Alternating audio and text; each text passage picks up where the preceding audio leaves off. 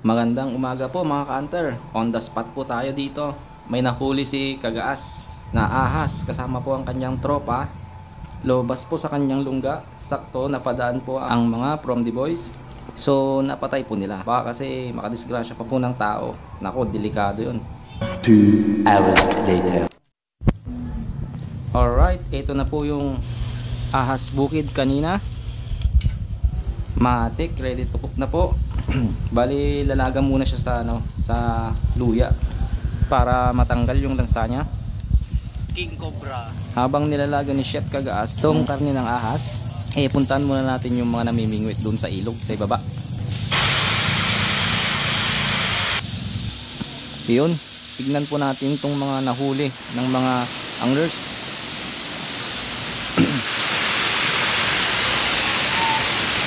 Ayan, ayan po. Ito siya, oh. Yan. Pwede nang ihawin. Mga good size. Yan po yung mga tropa nating anglers. Syempre starring si Mista. At habang namimingwit, nagluluto na rin po sila ng bigas. Okay, balik na tayo sa itaas, sa ating kusina. Yun, no? Magigisa na po si Chef Kagaas. Bawang, sibuyas, luya. Igigisa sa bawang, sibuyas, luya.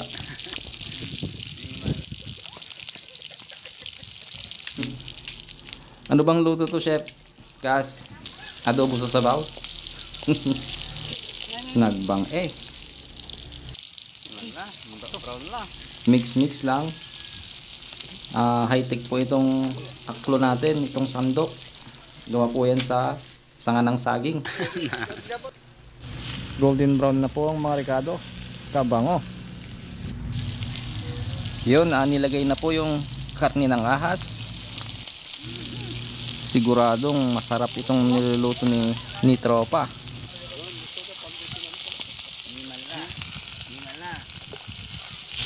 Exotic special snake recipe. Man, ilang gin lang itutumba nito.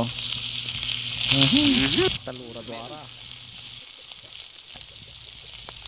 Men, yung kabil yung apro na tayo ito gin.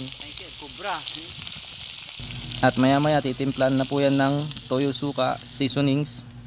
Problema, walang sili. Dito lamang yan sa Province Life ni Ka-Hunter from D. If you like this video, don't forget to like, comment, share, and subscribe. Peace and out.